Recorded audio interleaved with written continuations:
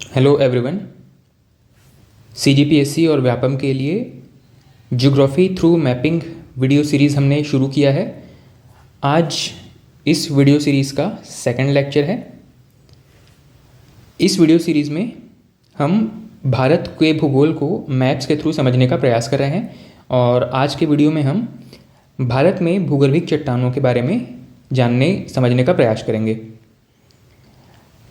पिछले क्लास में हम भारत की भौगोलिक स्थिति की चर्चा कर रहे थे। भौगोलिक स्थिति में हमने बहुत सारे बिंदुओं पर चर्चा की है, जैसे कि भारत का अक्षांशीय देशांतरी विस्तार, भारत की कुल क्षेत्रफल, भारत का जो कुल क्षेत्रफल है वो विश्व का कितना प्रतिशत है, भारत के पड़ोसी देश, भारत में भू अवस्थित राज्य कौन कौन से हैं, तटीय राज्य कौन से हैं। इसके अलावा भारत के पास कुल कितनी सीमा रेखा है, जिसमें से थल सीमा कितना है, जल सीमा कितना है, इन सभी के बारे में हम विस्तार से चर्चा कर चुके थे। आज के इस वीडियो में हम भारत में भूगर्भिक चट्टानों से संबंधित जो भी प्रश्न पूछे गए हैं परीक्षाओं में या पूछे जाने की संभावना है, उनको ध्यान में रख करके इस बिंदु को, इस टॉपिक को कवर करने का प्रयास करेंगे। सबसे पहली चीज़, पूरा पृथ्वी एक मुख्य चट्टान से बना हुआ है। आपको पता है कि जब पूरे यूनिवर्स का शुरुआत था उस समय सभी ग्रह एक आग के गोले के रूप में विद्यमान थे। पृथ्वी भी उन्हीं में से एक था और उस धधकते गोले के ठंडे होने से कई सारी चट्टानों का निर्माण होना प्रारंभ हुआ। भारत भी ऐसे ही एक चट्टान का, एक कॉन्टिनेंट का हिस्सा है। भारत में जो मुख्य चट्टान पूरे देश भर में पाई जाती है, इसको हम कहते हैं आर्कियन शैल समूह। असल में हम यहाँ पर जितने शैल समूह हैं इन सभी के बारे में इंडिविजुअली चर्चा करने वाले हैं, लेकिन अगर आप बात करें कि चट्टानों का क्लासिफिकेशन किस प्रकार से किया जाता है, तो इनके एज के हिसाब से कौन सी चट्टान कितनी पुरानी है, इस बात को ध्यान में रख करके चट्टानों का वर्गीकरण किया जाता है। इस वर्गीकरण को अगर हम बिल्कुल समराइज़ करके देखने का प्रयास करें तो विश्व में या भारत में जो सबसे पुराना शैल समूह है, इसको आर्कियन चट्टान कहा जाता है। ठीक है, आर्कियन शैल समूह कहा जाता है। इस आर्कियन शैल समूह को और कई नामों से जाना जाता है, जैसे कि आर्कियन को और किस नाम से जानते हैं, आर्कियन चट्टान को पुरातन शैल समूह भी कहा जाता है। सबसे पुराना होने की वजह से इसको पुरातन शैल समूह भी कहा जाता है। इसके अलावा इसको आद्य महाकल्प चट्टान भी कहा जाता है। आद्य महाकल्प ये सबसे पुरानी चट्टान है। बाकी सभी चट्टानों का निर्माण इसी के विखंडन से हुआ है। ठीक है, तो आर्कियन चट्टान कहें या पुरातन चट्टान कहें या आद्य महाकल्प चट्टान कहें, ये सभी एक ही हैं। ये सबसे पुरानी और सबसे शुरुआती चट्टानें हैं। ठीक, अब इस शैल समूह के अंदर मुख्य रूप से हम दो प्रकार के चट्टानों के बारे में अध्ययन करते हैं। सबसे पहला है आर्कियन शैल समूह और दूसरा है धारवाड़ शैल समूह। एक है आर्कियन और एक है इसमें धारवाड़। इन चट्टानों की विशेषताएं क्या हैं, कौन सी चीज़ें इसमें पाई जाती हैं, इन सभी के बारे में प्रश्न पूछे जाते हैं। सबसे पहली चीज़ है आर्कियन शैल समूह।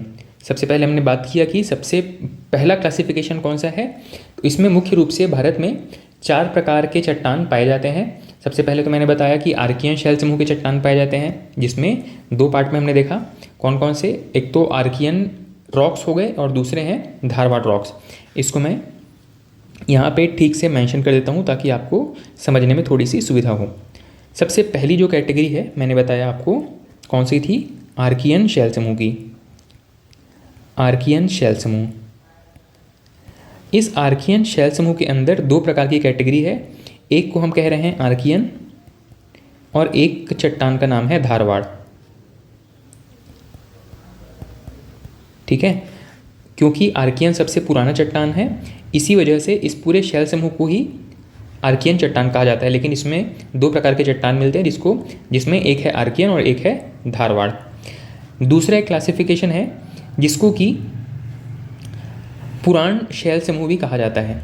ठीक है, या पूरा शैल समूह भी कहा जाता है, प्राचीन शैल समूह। इस पूरा शैल समूह के अंदर दो प्रकार के चट्टान मिलते हैं, एक है कडप्पा चट्टान और एक है विंध्यन शैल समूह। एक है कडप्पा और एक है विंध्यन शैल समूह। ये सभी अब जिस क्षेत्र में मिले हैं उसी क्षेत्र के हिसाब से इनको नाम दे दिया गया है। ठीक है, तो एक है कडप्पा और एक है विंध्यन शैल समूह। रॉक्स की तीसरी कैटेगरी है, इसको कहा जाता है द्रविड़ शैल समूह। द्रविड़ शैल समूह, द्रविड़ शैल समूह ये भारत के दक्षिणी हिस्से में पाई जाती हैं। और चौथा कैटेगरी है, चौथी कैटेगरी है आर्यन शैल समूह। आर्यन शैल समूह, इसमें मुख्य रूप से तीन प्रकार की चट्टानें हमको देखने को मिलती हैं। सबसे पहला है गोंडवाना शैल समूह, गोंडवाना रॉक्स। दूसरा है दक्कन ट्रैप और तीसरा है टर्शियरी शैल, टर्शियरी या तृतीयक, टर्शियरी या तृतीयक शैल समूह। अब इन सभी के बारे में हम एक एक करके देखना शुरू करेंगे। मुख्य रूप से भारत में आर्कियन शैल समूह, धारवाड़ शैल समूह, कडप्पा, विंध्यन, इसके अलावा गोंडवाना और दक्कन शैल समूह के ज़्यादा वैरायटी मिलते हैं।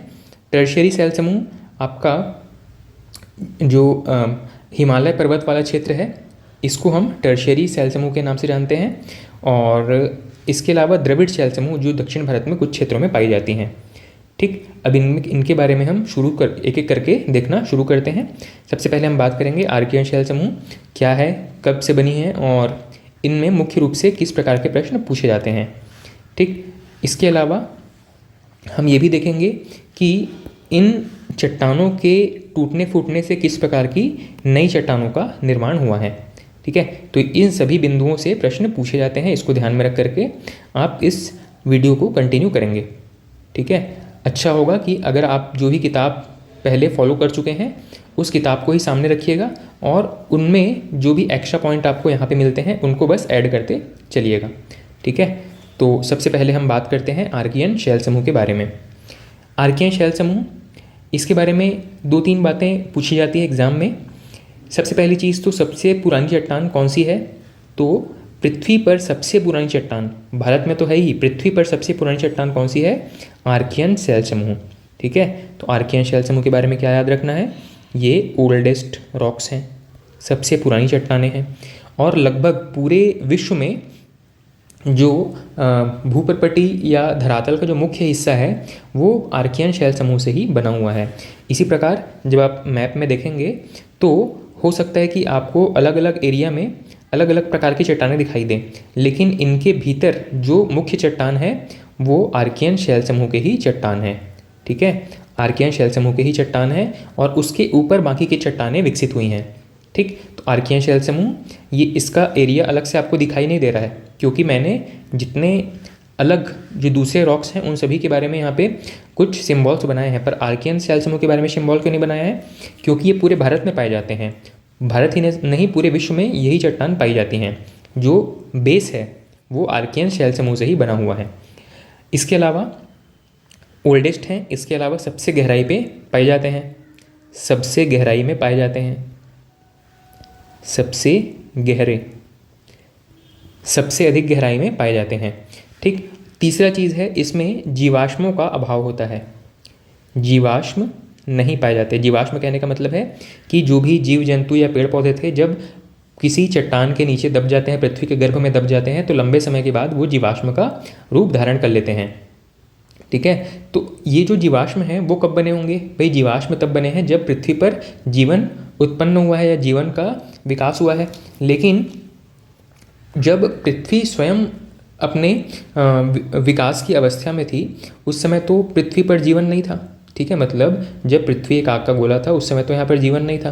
तो जो रॉक्स या जो भी पृथ्वी का जो भाग ठंडा होकर के चट्टानों का रूप धारण करता है उसमें तो जीवाश्म पाए जाने की संभावना ही नहीं है, क्योंकि उस समय तो जीव थे ही नहीं। ठीक है, इसमें जीवाश्म का अभाव होता है। जीवाश्म कब मिलेंगे? जब पृथ्वी पर जीवन विकसित हो जाएगा, बहुत सारे जीव जंतु पेड़ पौधे आ जाएंगे, और जब वो पृथ्वी के नीचे दब जाएंगे, चट्टानों की परतों के नीचे, मिट्टी के नीचे दबते चले जाएंगे, तब जा करके जीवाश्म का विकास होता है। लेकिन जो बिल्कुल शुरुआती चट्टान है वहाँ पर तो जीवाश्म का पाया जाना संभव ही नहीं है। ठीक है, अगली चीज़ जो पूछी जाती है वो है आर्कियन चट्टानों से बनी हुई एक सबसे पुरानी पर्वतमाला है, पर्वत श्रृंखला है, इसका नाम क्या है? इसको हम कहते हैं अरावली पर्वत। कौन सा? अरावली पर्वत। अरावली पर्वत के बारे में आपको ध्यान रखना है कि भारत में पाई जाने वाली सबसे पुरानी चट्टान है। कई बार स्टूडेंट्स को ये लगता है कि हिमालय के बारे में जब ज़्यादा पढ़ लेते हैं तो हिमालय ही सबसे पुरानी चट्टान है, ऐसा महसूस करते होंगे, लेकिन हिमालय सबसे ऊंची चट्टानों की सीरीज़ है। भले ही सबसे ऊंची चट्टान है, भारत में सबसे लंबी पर्वतमाला की सीरीज़ है, लेकिन सबसे पुरानी नहीं है। सबसे पुरानी कौन सी है? अरावली पर्वत श्रेणी। ठीक है, जो कि आर्कियन चट्टानों से ही निर्मित हुई है। ठीक है, इसके अलावा यह एक मोड़दार पर्वत है, मोड़दार या वलित पर्वत है। ठीक है, वलित पर्वत क्या होता है? तो जब किसी चट्टान में इस प्रकार से वलन पड़ जाते हैं, इसको हम कहते हैं वलित पर्वत। जैसे कि हिमालय में आप देखेंगे तो हिमालय में 3 रेंज पाए जाते हैं। ठीक है, कौन कौन से? एक है वृहद हिमालय, एक है मध्य हिमालय और एक है शिवालिक हिमालय।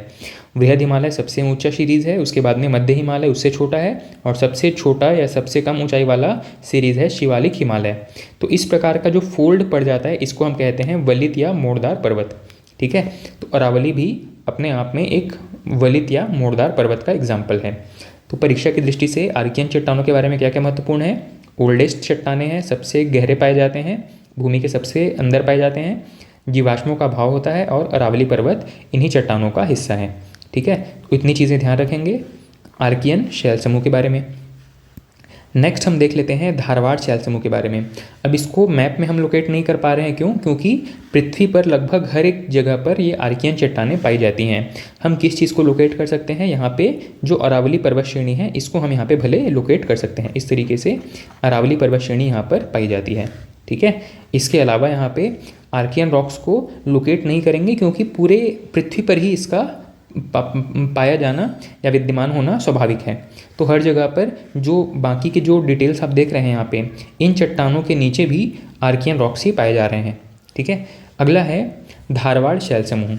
धारवाड़ शैल समूह कहाँ पाए जाते हैं? तो धारवाड़ देखिएगा, धारवाड़ शैल समूह आपको इस तरीके का एक रेड या एक लाइट रेड कलर में मैंने इसको ड्रॉ किया था इस प्रकार से। और ये कहाँ पे पाए जा रहे हैं? तो धारवाड़ शैल समूह जो है वो अरावली पर्वत के आसपास पाए जा रहे हैं, और साथ ही कर्नाटक के कुछ क्षेत्रों में धारवाड़ शैल समूह पाए जा रहे हैं। अब इसका नाम क्यों पड़ा है? भाई ये जो है वो आपके कर्नाटक के धारवाड़ क्षेत्र में ही पाए जाने की वजह से, सबसे पहले वहाँ पर इसकी पहचान होने की वजह से इसको धारवाड़ शैल समूह कहा जा रहा है। ठीक है, नेक्स्ट चीज़ है कि ये जो धारवाड़ शैल समूह है ये किससे बना है? तो आर्कियन शैल समूह का जब क्षय विक्षय हुआ है, मतलब टूट फूट हुआ है, उसके अवशेषों से बना है धारवाड़ शैल समूह। ठीक है, मतलब आर्कियन रॉक्स में जब वेदरिंग इफेक्ट हुआ है, जब इसका टूट फूट हुआ है, तो उस टूटे फूटे अवशेषों से बना है कौन सा? धारवाड़ चट्टान। दूसरी चीज़, यह भी जीवाश्म रहित चट्टानें हैं। ठीक है, जीवाश्म रहित होने का मतलब है कि जैसे मैंने बताया था कि आर्कियन रॉक्स के अंदर किसी भी प्रकार के जीव जंतुओं के अवशेष नहीं पाए जाते हैं, उसी प्रकार से धारवाड़ शैल समूह में भी किसी प्रकार के जीव जंतुओं के अवशेष नहीं पाए जाते हैं। स्वाभाविक सी बात है, जब आर्कियन रॉक्स के टूटने फूटने से धारवाड़ रॉक्स बन रही हैं तो इसमें भी जीवाश्म नहीं पाए जाएंगे। जीवाश्म कब पाए जाएंगे मैं आपको फिर से बता देता हूँ। जब किसी जीव जंतु का या पेड़ पौधों का जो अवशेष है वो पृथ्वी के नीचे दब जाता है, और लंबे समय के बाद इसी को ही हम जीवाश्म कहते हैं। ठीक है, लंबे समय तक दबने की वजह से जो एक नया प्रोडक्ट निकल करके आता है इसको हम जीवाश्म कहते हैं। तो धारवाड़ शैल समूह में क्योंकि धारवाड़ स्वयं आर्कियन रॉक से बन रही हैं, इसीलिए यहाँ पर आपका जीवाश्म नहीं पाया जाता है। दूसरी चीज़, धारवाड़ भारत में किन जगहों पर पाए जाते हैं? तो राजस्थान के कुछ क्षेत्रों में और आपका कर्नाटक के कुछ क्षेत्रों में धारवाड़ रॉक्स पाए जाते हैं। अगला चीज़ है कि ये जो चट्टानें हैं ये जीवाश्म रहित तो हैं ही, इसको एक और शब्द हमको पढ़ने को मिलता है कि ये कायांतरित चट्टान है। कायांतरित चट्टान है, कायांतरित चट्टान है। ठीक है, कायांतरित होने का मतलब क्या है? आपने बचपन में जब 8th या 9th में जब आपके एक सब्जेक्ट्स में एक सोशियोलॉजी सब्जेक्ट रहा होगा या पर्यावरण में आपने एक रॉक साइकिल पढ़ा होगा। ठीक है, तो रॉक साइकिल ज़रूर आपने पढ़ा होगा। इसमें आप क्या चीज़ पढ़ते हैं? तो जो रॉक साइकिल है इसमें हमको 3 शब्द पढ़ने को मिलते हैं। सबसे पहला है आग्नेय चट्टान। आग्नेय चट्टान के वेदरिंग से बनता है अवसादी चट्टान। अवसादी चट्टानों के पुनः जुड़ने से बनता है कायांतरित चट्टान। और कायांतरित चट्टान जो है वो फिर से पृथ्वी के गर्भ में चली जाती हैं और फिर से आग्नेय चट्टान बनाती हैं। तो ये रॉक साइकिल आपने ज़रूर अपने बचपन में पढ़ा होगा। आग्नेय मतलब इग्नियस रॉक्स, उसके बाद में अवसादी मतलब सेडिमेंट्री रॉक्स, और तीसरा है कायांतरित चट्टान मतलब मेटामॉर्फिक रॉक। ठीक है, तो आग्नेय, अवसादी और कायांतरित चट्टान, ये चट्टानों का पूरा जीवन का साइकिल होता है, कह सकते हैं। आग्नेय चट्टान का मतलब है कि लावा से निर्मित जो बिल्कुल बेसिक चट्टान होती है उनको हम आग्नेय चट्टान कहते हैं, अग्नि से निर्मित आग्नेय चट्टान। उसके बाद में अवसाद, आग्नेय चट्टानों के टूटने फूटने से जो छोटे पार्टिकल्स बनते हैं उनको हम अवसादी चट्टान कहते हैं। और अवसादी चट्टानों से निर्मित जो नए टाइप के रॉक्स होते हैं, चट्टान होते हैं, उनको हम कायांतरित चट्टान कहते हैं। मतलब जिसने अपना काया बदल लिया है, काया मतलब अपना रूप परिवर्तित कर दिया है, इसको हम कहते हैं कायांतरित चट्टान। तो कायांतरित चट्टान फिर से जब पृथ्वी के गर्भ में चली जाती हैं, इनको हम कहते हैं फिर से एक भूमि के गर्भ में जाकर के फिर से लावा बन जाती हैं और फिर से आग्नेय चट्टानों का निर्माण करती हैं। इस प्रकार ये साइकिल हमेशा चलते रहता है, आग्नेय, अवसादी और कायांतरित चट्टान। फिलहाल हम बात कर रहे थे धारवाड़ शैल समूह के बारे में। धारवाड़ शैल समूह के बारे में याद रखना है कि यह एक कायांतरित चट्टान है, इसका निर्माण आर्कियन चट्टानों से हुआ है। दूसरी चीज़ है कि सर्वाधिक खनिज युक्त शैल है, इसमें सबसे ज़्यादा खनिज पाए जाते हैं। सर्वाधिक खनिज युक्त शैल है, खनिज कहने का मतलब है कि इनमें लोहा हो गया, सोना चांदी हो गया, इस प्रकार के जितने भी महत्वपूर्ण धातु तत्व हैं वो सभी इनमें पाए जाते हैं धारवाड़ रॉक्स में। ठीक है, तो धारवाड़ रॉक्स के बारे में 2-3 चीज़ें महत्वपूर्ण हैं। पहली चीज़ कि ये एक कायांतरित चट्टान है। दूसरी चीज़ यह जीवाश्म रहित है। तीसरी चीज़ यह आर्कियन के अवसादों से निर्मित हुई है। और अगला चीज़ है कि यह सबसे ज़्यादा खनिज युक्त शैल समूह है। ठीक है, तो आर्कियन हो गया, धारवाड़ हो गया। तीसरा हम देखते हैं कडप्पा शैल समूह के बारे में। कडप्पा शैल समूह क्या है?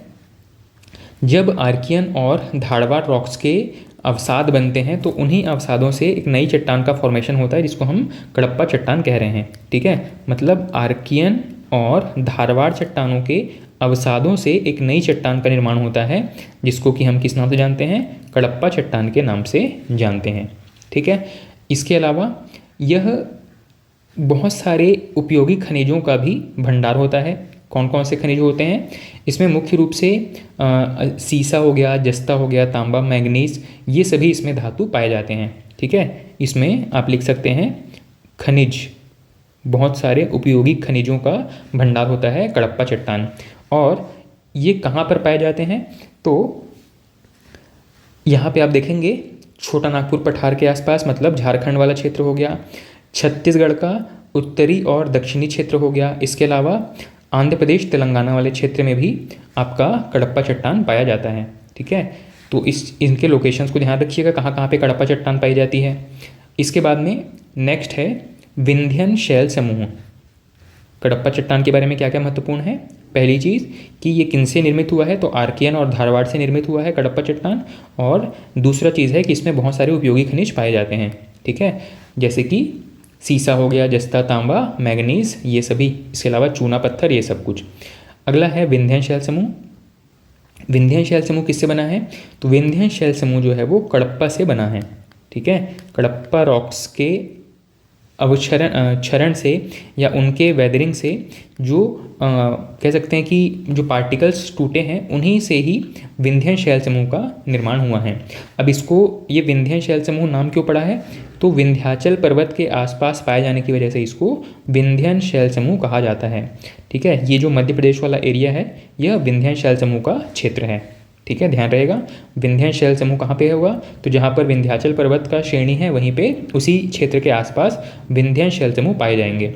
इसका निर्माण किनसे हुआ है, तो मैंने बताया कडप्पा शैल समूह से इसका निर्माण हुआ है। इसके अलावा मुख्य रूप से इस विंध्यन शैल समूह में क्या क्या चीज़ें पाई जाती हैं, तो अब आप देख लो मध्य प्रदेश से लेकर के छोटा नागपुर पठार तक क्या क्या चीज़ें पाई जाती है। मध्य प्रदेश तो एक चीज़ के लिए बड़ा फेमस है, पन्ना की खान, हीरा मिलता है वहाँ पे। ठीक है, तो ध्यान रखिएगा विंध्यन शैल समूह जो है वो इस क्षेत्र में हीरे की खान पाई जाती है। इसके अलावा यहाँ पे कई सारे दूसरे खनिज पाए जाते हैं।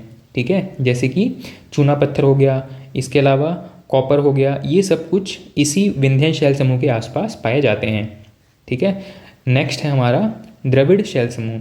द्रविड़ शैल समूह हालांकि हमारे इस मैप में बताया नहीं गया है क्योंकि इसका जो ओवरऑल कंट्रीब्यूशन है टोटल शैल समूह में वो बहुत कम है। ठीक है, द्रविड़ शैल समूह जो है वो दक्षिण भारत के क्षेत्र में पाए जाते हैं कुछ क्षेत्रों पे, लेकिन ओवरऑल इसका कंट्रीब्यूशन बहुत कम है। ठीक, इसको हम चाहे तो स्किप कर सकते हैं या थोड़ी सी कुछ एक दो बातें यहाँ पर ध्यान रखिएगा कि द्रविड़ शैल समूह में क्या क्या चीज़ें पाई जाती हैं। द्रविड़ शैल समूह क्या है, तो द्रविड़ शैल समूह जो है वो भारत के प्रायद्वीपीय क्षेत्र के बाहरी हिस्सों में पाए जाते हैं।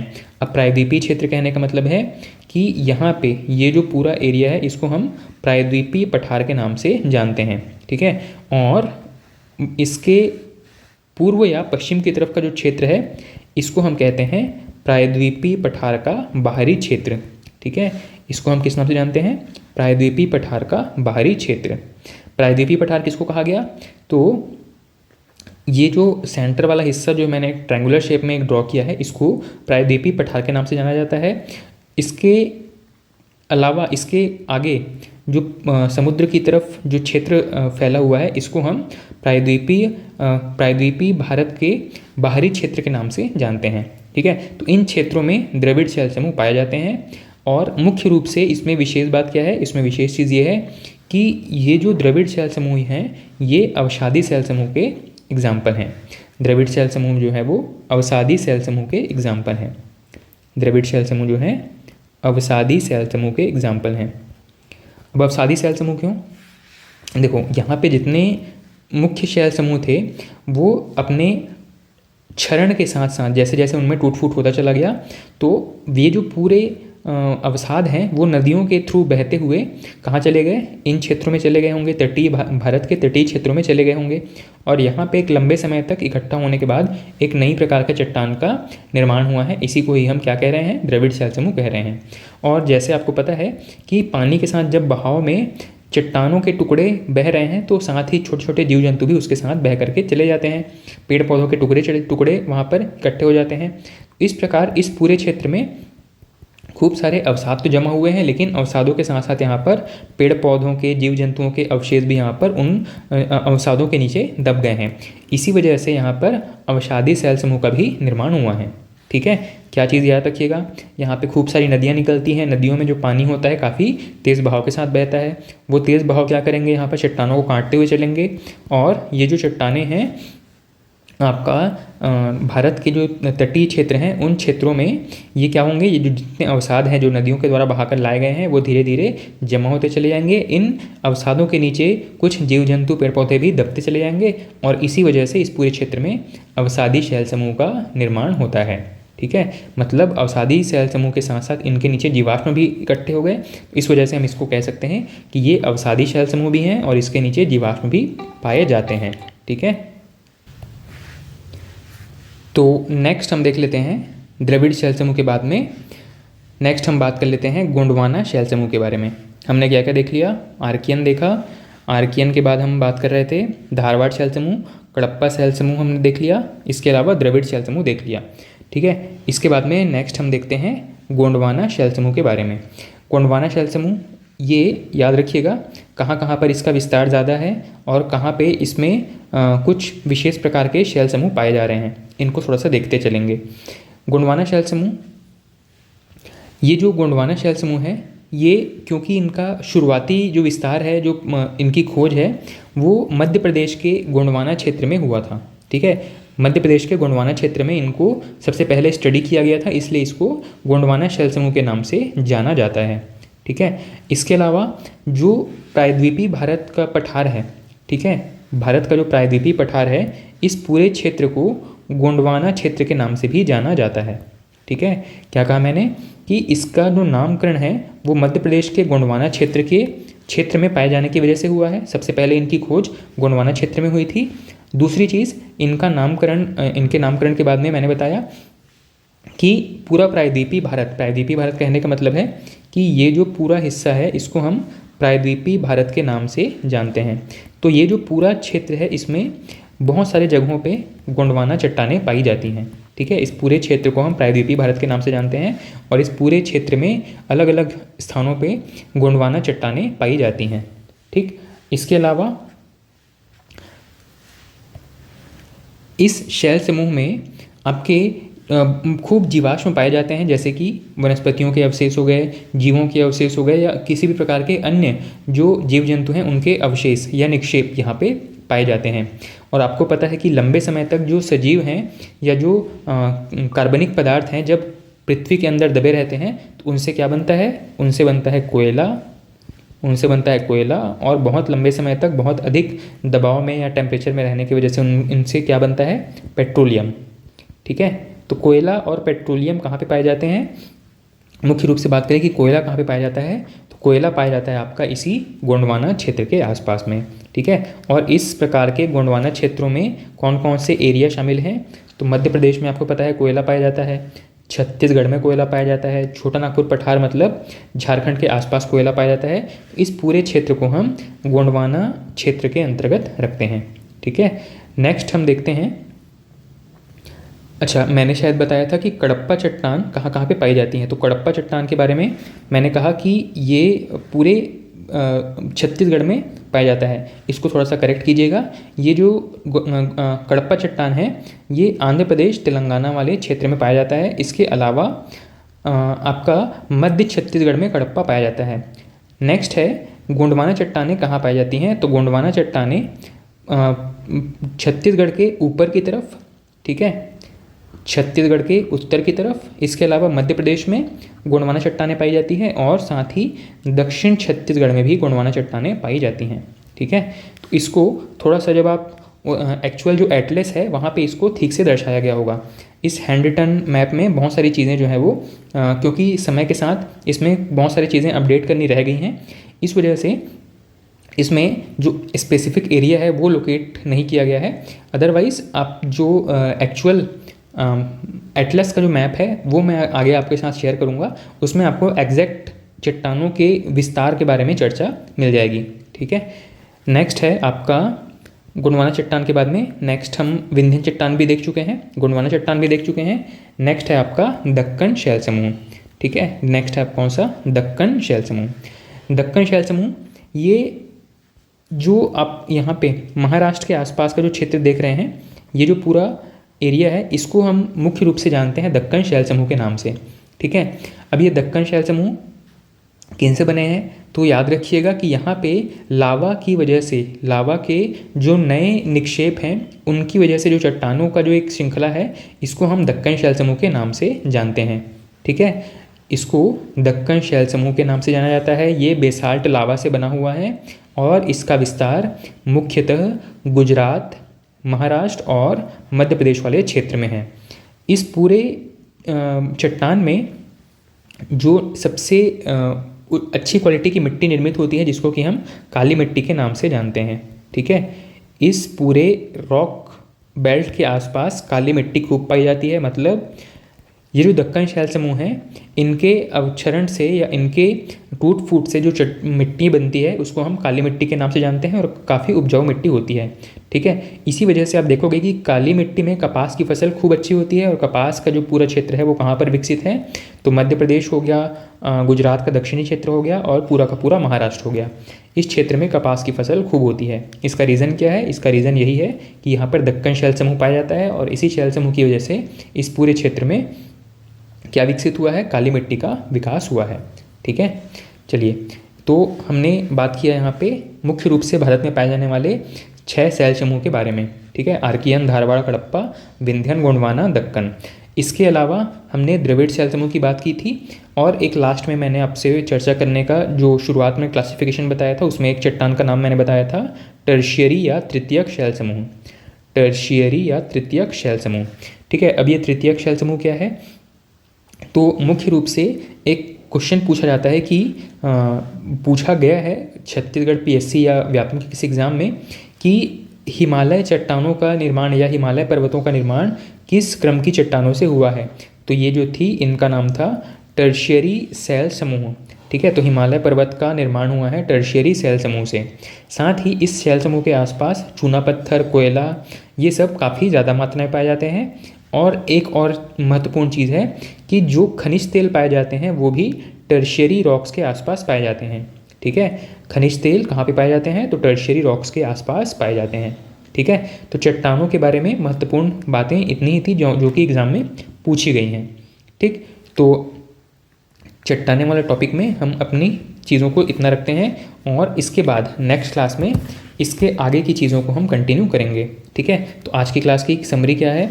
आज हमने भारत में पाए जाने वाले सब प्रमुख शैल समूह की चर्चा की, जिसमें कि मुख्य रूप से हमने आर्कियन, धारवाड़, कडप्पा, विंध्यन, गोंडवाना और दक्कन शैल समूह के बारे में पढ़ा। इसके अलावा हमने द्रविड़ शैल समूह और तृतीयक या टर्शियरी शैल समूह के बारे में भी थोड़ा सा बात किया। मैंने बताया कि आर्कियन शैल समूह सबसे पुरानी शैल समूह है, इसके अलावा सबसे गहराई में पाई जाती हैं। साथ ही आपका यहाँ पे जो पर्वत श्रेणी है, जिसको हम अरावली पर्वत श्रेणी कहते हैं, ये आर्कियन शैल समूह का ही एग्जाम्पल है। इसके बाद में धारवाड़ चट्टानें जो है वो जीवाश्म रहित है, और इनका निर्माण किन से हुआ है? आर्कियन से ही हुआ है। इसके बाद में कडप्पा शैल समूह में खूब सारे मिनरल्स पाए जाते हैं, जैसे कि सोना हो गया, सीसा हो गया, तांबा हो गया और चूना पत्थर। ये सभी किस में पाए जाते हैं? कडप्पा शैल समूह में पाए जाते हैं। इसका निर्माण किन से हुआ है? इसका निर्माण हुआ है आर्कियन और धारवाड़ के सम्मिलित निक्षेपों से, ठीक है। कडप्पा शैल समूह का निर्माण हुआ है आर्कियन और धारवाड़ के सम्मिलित निक्षेपों से। नेक्स्ट हमने बात किया था द्रविड़ शैल समूह के बारे में, जो कि अवसादी प्रकार की चट्टानें हैं। कहाँ पे पाई जाती हैं? तो भारत के तटवर्ती क्षेत्रों में द्रविड़ शैल समूह पाए जाते हैं, समुद्र तटीय क्षेत्रों में द्रविड़ शैल समूह पाए जाते हैं। उसके बाद में हमने बात किया गोंडवाना शैल समूह के बारे में। गोंडवाना शैल समूह का नाम कैसे पड़ा है? तो गोंडवाना क्षेत्र में इसकी पहली खोज होने की वजह से पड़ा है। इसके अलावा पूरे प्रायद्वीपीय भारत में गोंडवाना चट्टानें पाई जाती हैं। साथ ही इसमें मुख्य रूप से कोयला वगैरह ज़्यादा पाया जाता है गोंडवाना शैल समूह में। नेक्स्ट हमने देखा दक्कन शैल समूह के बारे में। दक्कन शैल समूह कहाँ पे होता है? ये महाराष्ट्र के क्षेत्र में है। इसको दक्कन ट्रैप के नाम से भी जाना जाता है, और ये जो है काली मिट्टी के विकास के लिए सबसे महत्वपूर्ण है, उपयोगी है।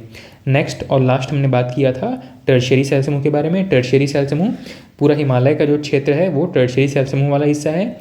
यहाँ पे चूना पत्थर, कोयला, ये सभी बहुत ज़्यादा पाया जाता है। साथ ही इस शैल समूह के आसपास खनिज तेल भी पाए जाते हैं, ठीक है। तो इस प्रकार हमने भारत में भूगर्भिक चट्टानों के बारे में अध्ययन किया, और आज की क्लास में इतना ही रखते हैं। बाकी की चीज़ें हम नेक्स्ट क्लास में कंटिन्यू करेंगे, ठीक है। Thank you.